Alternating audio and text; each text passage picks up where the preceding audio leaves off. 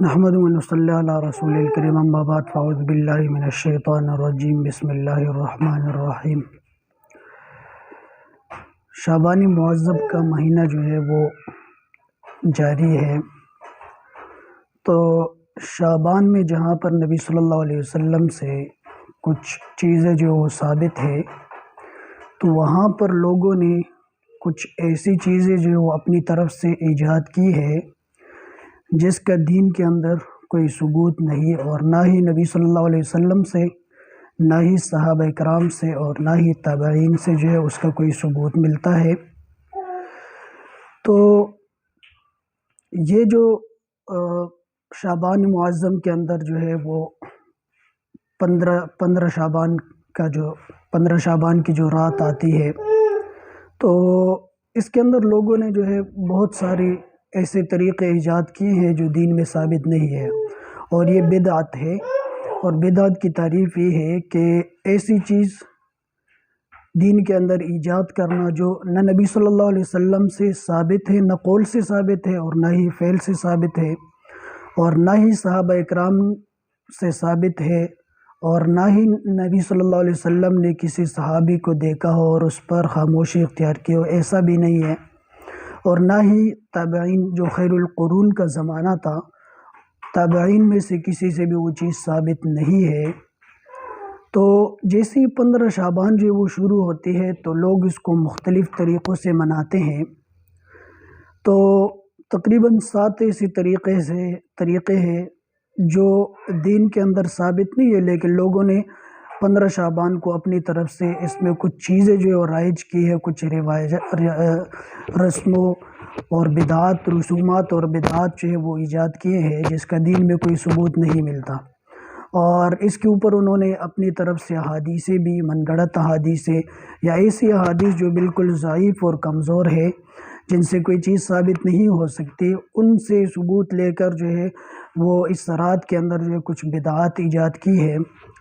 پہلی بدعت جو ہے وہ یہ ہے کہ جیسے ہی 15 شعبان جو ہے اس کی رات شروع ہوتی ہے، 15 شعبان کا دن ہوتا ہے، تو لوگ اس میں حلوے جو ہے وہ تیار کرتے ہیں اور طرح طرح کے کھانے جو ہے وہ تیار کرتے ہیں، اور اس رات کو جو ہے وہ ایک اسلامی تہوار سمجھ کر جو ہے وہ مناتے ہیں۔ تو کھانا جو ہے اس کے اوپر ثواب تبھی ملے گا جب اس کو صدقہ کیا جائے، لیکن وہ صدقہ جو ہے وہ ایسا ہو کہ اس کے لیے کوئی دن خاص نہ ہو، کیونکہ اپنی طرف سے دن کو خاص کرنا اور اس کے لیے یہ کہنا کہ اس رات کے اندر اگر آپ یا اس دن کے اندر اگر آپ کھانا کھلاتے ہیں یا کھانا تقسیم کرتے ہیں، حلوہ وغیرہ تقسیم کرتے ہیں، تو اس کا اجر و ثواب زیادہ ملتا ہے، تو یہ دین کے اندر اپنی طرف سے ایک بات ایجاد کرنی ہے۔ تو 15 شعبان کو بعض لوگ جو ہے وہ اس کا اہتمام کرتے ہیں اور اس رات کو جو ہے تہوار سمجھ کر جو ہے مناتے ہیں، اور دن کو، اور اس میں کھانا وغیرہ جو ہے وہ تقسیم کرتے ہیں۔ تو کھانے کے اوپر ثواب ان کو تب ملے گا کہ جب وہ دن کو مختص نہ کرے، دن کو خاص نہ کرے۔ اگر دن کو خاص کرتے تو گویا کہ وہ اپنی طرف سے دین کے اندر ایک چیز ثابت کر رہے ہیں، بدعت ایجاد کر رہے ہیں، تو اس کے اوپر ان کو کوئی ثواب نہیں ملے گا، بلکہ الٹا جو ہے ان کو عذاب ملے گا۔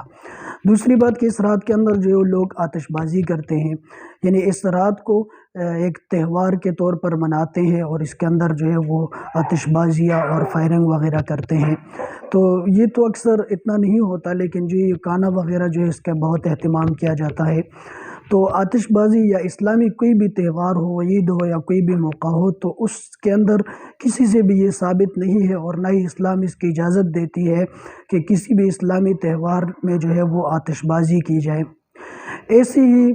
تیسرا جو طریقہ ہے لوگوں کا اس رات کے منانے کا، کہ اس رات میں لوگ گھروں کی صفائی کا خوب اہتمام کرتے ہیں، اور یہ عقیدہ رکھتے ہیں، یہ باطل عقیدہ رکھتے ہیں کہ اس رات جو ہے وہ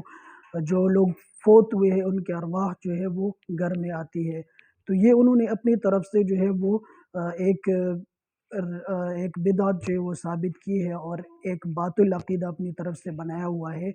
کہ اس رات میں جو ہے وہ خوب گھر کو سجایا جائے اور گھر کی خوب صفائی کی جائے۔ صفائی کا جہاں پر اسلام نے حکم دیا ہے، حدیث کے اندر بھی ہے، صفائی کو نصف ایمان قرار دیا گیا ہے،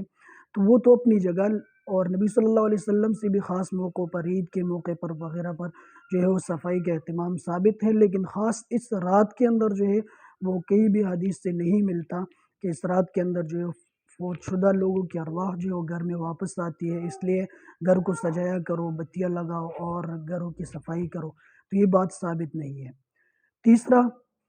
کہ اس رات کے اندر جو ہے لوگ اجتماعی طور پر مسجدوں میں جاتے ہیں اور قیام وغیرہ کرتے ہیں اور رات کی نوافل وغیرہ پڑھتے ہیں، تو یہ جو ہے وہ بالکل ثابت ہی نہیں ہے۔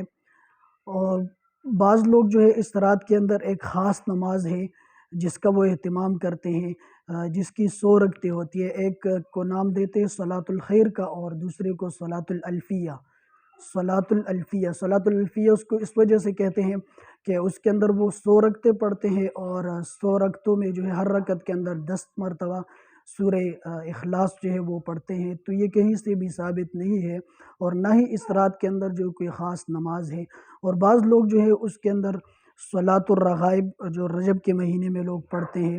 تو یہ بھی کہیں سے ثابت نہیں ہے۔ وہ کہتے ہیں کہ رجب کے پہلا جمعرات جو اس میں جو ہے یہ نماز پڑھنی چاہیے اور مغرب اور عشاء کے درمیان میں، اور اس کی 12 رکعتیں وہ پڑھتے ہیں، تو یہ کہیں سے بھی ثابت نہیں ہے۔ ایسے ہی شعبان کے اندر خاص اہتمام کرنا قیام کا اور اسی رات 15 شعبان کو خاص کرنا عبادت کے لیے، تو یہ کہیں سے بھی ثابت نہیں ہے۔ اور اجتماعی طور پر ذکر و اذکار کرنا، تو یہ جو چیز ہے، یہ اجتماعی عبادت جو لوگ کرتے ہیں، یہ تو رائج ہے،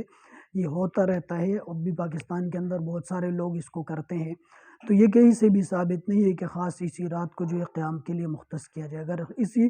رات کو جو ہے قیام کے لیے مختص کیا جائے، عبادت کے لیے مختص کیا جائے، تو گویا کہ یہ اپنی طرف سے ایک چیز ایجاد کر رہے ہیں کہ اس رات کے اندر اگر عبادت کریں گے تو اس کا ثواب زیادہ ملے گا، تو یہ کہیں سے ثابت نہیں ہے۔ ایسے ہی اس رات کے اندر لوگ جو اجتماعی شکل میں قبروں کی زیارت کے لیے جاتے ہیں،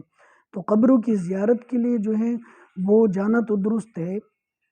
لیکن خاص اس رات میں جو ہے وہ جانا اور اجتماعی طور پر جانا، ویسے بھی نبی صلی اللہ علیہ وسلم جب بھی قبرستان گئے ہیں اور حدیث کے اندر بھی قبرستان جانے کی دعائیں جو ہے وہ ذکر ہوئی ہے، السلام علیکم یا اہل القبور انتم سلفنا ونحن بالاسر، اس طرح کی دعائیں ملتی ہے۔ قبرستان جانا جو وہ درست ہے، لیکن ایسی اجتماعی شکل بنا کے جانا اور ایک جماعت بنا کے جانا جو یہ درست نہیں۔ کیوں؟ وجہ اس کی یہ ہے کہ اکیلے طور پر تو نبی صلی اللہ علیہ وسلم گئے ہیں اور کہا ہے کہ زیارت قبور سے جو ہے موت بندے کو یاد آتی ہے اور وہ عبادات کے اندر آگے بڑھتا ہے، لیکن اجتماعی طور پر اگر جائیں گے تو اس میں وہ چیز پھر نہیں رہے گی، تو اس لیے خاص اس رات میں یہ اہتمام کرنا اور زیارت قبور کے لیے جانا جو ہے یہ بھی اپنی طرف سے ایک بدعت ہے اور یہ درست نہیں ہے۔